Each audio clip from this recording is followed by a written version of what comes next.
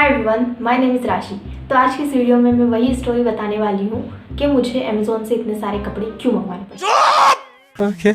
5 minutes later. तो अगर आपने मेरी पुरानी वाली वीडियो नहीं देखी है तो मैं रिक्वेस्ट करूँगी प्लीज़ आप लोग जाके वो वीडियो देख के आओ। नहीं। तो कुछ ऐसा हुआ था कि मेरा पुराने वाला जो लैपटॉप है वो ख़राब हो चुका था और मुझे ज़रूरत पड़ी एक नया लैपटॉप की। तो मैंने सोचा क्यों ना नया लैपटॉप अमेज़ोन से मंगवा लिया जाए। और बहुत ही ज़्यादा रिसर्च करने के बाद मुझे जो एक लैपटॉप अच्छा लगा वो था एसूस का गेमिंग लैपटॉप, जो कि प्राइस वाइज बहुत ही अच्छा था। और फिर मैंने ये लैपटॉप ऑर्डर कर दिया। फिर क्या था, जिस दिन मैं ये लैपटॉप रिसीव करने वाली थी उस दिन मेरी हालत ऐसी थी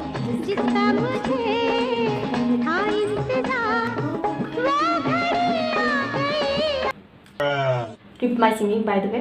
Okay.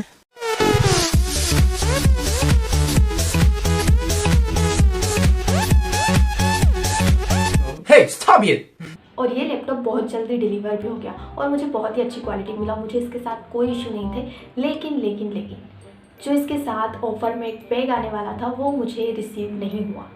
फिर क्या था, मैंने अमेज़ोन सर्विस सेंटर को कॉल किया और उन्हें पूरी रामायण सुनाई कि मेरे साथ क्या क्या हुआ। मैंने लैपटॉप ऑर्डर किया था, इस डेट को ऑर्डर किया था, इसके साथ ऑफर में ये चीज़ें आने वाली थी, बट मुझे सिर्फ लैपटॉप रिसीव हुआ, उसके साथ ऑफर में आने वाला बैग मुझे नहीं मिला। मेरी पूरी रामायण सुनने के बाद मेरे कॉल को होल्ड पर रख दिया जाता है और फिर मुझे एक मधुर संगीत सुनाया जाता है। दिलों का शूटर है मेरा स्कूटर, दिलों का शूटर। इसके बाद जब वो पूरा डेटा चेक कर रहे होते वो मुझे आके सॉरी बोलते हैं और बोलते हैं कि हम आपकी और कैसे मदद कर सकते हैं। आप एक चीज़ कर सकते हैं कि आप अपने ऑर्डर को एक्सचेंज कर दो और फिर वापस से ऑर्डर करो। और आप लोगों को पता है इसका बहुत ही लंबा प्रोसेस होता है जब आप किसी चीज़ को रिटर्न करते हो, क्योंकि पहले वो रिटर्न होती है, फिर उसके बाद आपके अमेज़ोन पे में अमाउंट आता है, उसके बाद ही आप किसी चीज़ को ऑर्डर कर सकते हो। शायद ऐसे ही होता है। इसके बाद भी मैंने अमेज़ोन सर्विस सेंटर को आई गेस 10-15 बार कॉल किया होगा और हर बार मुझे ये रामायण बार बार गानी पड़ी, क्योंकि हर बार ही कोई ना कोई नया बंदा कॉल रिसीव कर रहा था। सो बार बार उन्हें ये रामायण सुनाने के बाद और उनकी रामायण सुनने के बाद मुझे ये सॉल्यूशन मिला कि मैं ये लैपटॉप खुद रख लूँ और इस बैग को वापस से परचेस करूँ जिसका प्राइस था ये। और यहाँ पे स्टोरी में थोड़ा सा करेक्शन ये है कि मैं कोई और लैपटॉप इसलिए नहीं मंगवाने वाली थी क्योंकि इस प्राइस में और ऐसे कॉम्बो में ये लास्ट पीस था जो बचा हुआ था, जो कि मैंने मंगवाया और अब वो चीज़ स्टॉक में नहीं थी, तो मैं इसे वापस से यही का यही लैपटॉप ऑर्डर नहीं कर सकती।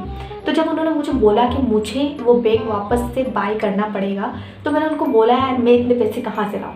कुछ तो भी रामायण सुनाई और कोशिश की कि कोई और सॉल्यूशन मिल जाए, बट नहीं मिला, यही लास्ट सॉल्यूशन था। फिर मैंने ये स्टोरी पापा को सुनाई और मुझे बिल्कुल पक्का पता था कि पापा ये बात सुन के खुश तो नहीं होने वाले, शायद मुझे बहुत ज़्यादा डांट पड़ेगी, बट मुझे इतनी ज़्यादा डांट नहीं पड़ी। चल छुट्टी।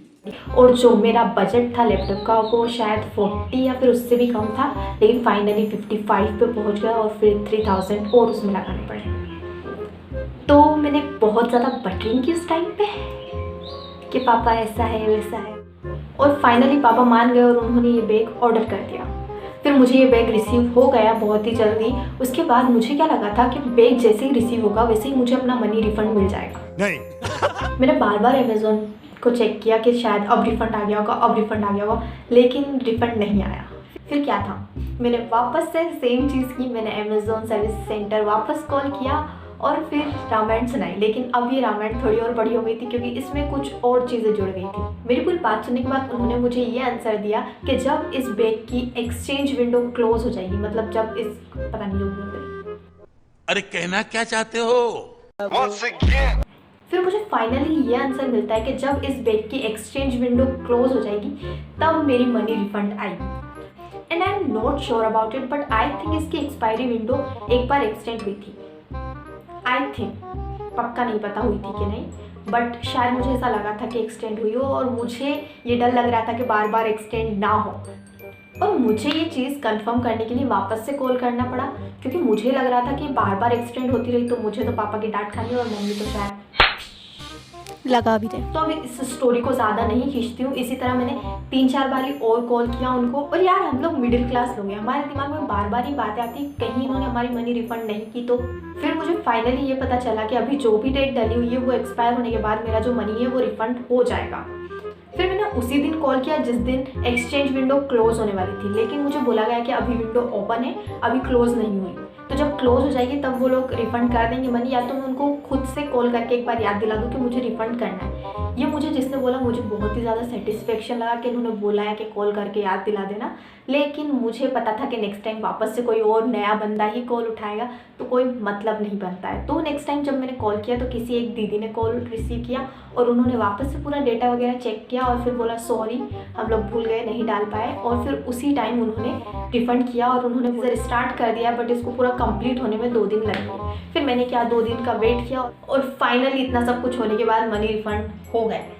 फिर हमें मनी कैसे ना कैसे यूज़ करना था। QR कोड वर्क नहीं कर रहा था क्योंकि उसी टाइम पापा के कार्ड में कोई प्रॉब्लम हुई और पापा के कार्ड को बंद करवाना पड़ा। तो जो भी डिटेल्स डली हुई थी वो पापा की डली हुई थी, तो हम उस मनी को QR कोड के थ्रू यूज़ नहीं कर सकते थे, हमें अमेज़ोन से ही कुछ ना कुछ करना पड़ा। तो हमने मोबाइल रिचार्ज किया, बिल पे किए और ऐसे कहीं ना कहीं यूज़ कर लिया। और फिर फाइनली जो वो वीडियो में था मैंने कपड़े क्यों मंगवाए अमेज़ोन से, वो इसीलिए था, ये पूरी रामायण इसी के पीछे थी, इसीलिए मंगवाए थे वो इतने कपड़े ताकि वो मनी यूज़ हो जाए। शायद मैं स्टोरी कुछ ज़्यादा ही डिटेल में सुनाती हूँ इसलिए ये वीडियो इतनी लंबी हो गई।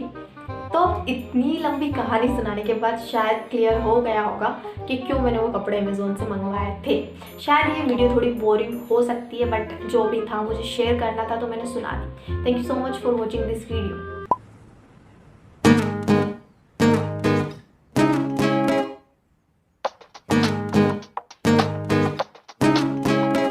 कभी कभी आदती जिंदगी में यूं ही कोई अपना लगता है, कभी कभी आदती वो बिछड़ जाए तो एक सपना लगता है। ऐसे में कोई कैसे अपने आंसू को बहने से रोके और कैसे कोई सोच दे everything's gonna be okay। कभी कभी तो लगे जिंदगी में रही ना खुशी और ना मजा, कभी कभी तो लगे हर दिन मुश्किल और हर पल एक सजा। ऐसे में कोई कैसे आए, कैसे हंसते खुश होके और कैसे कोई सोच दे everything's gonna be okay।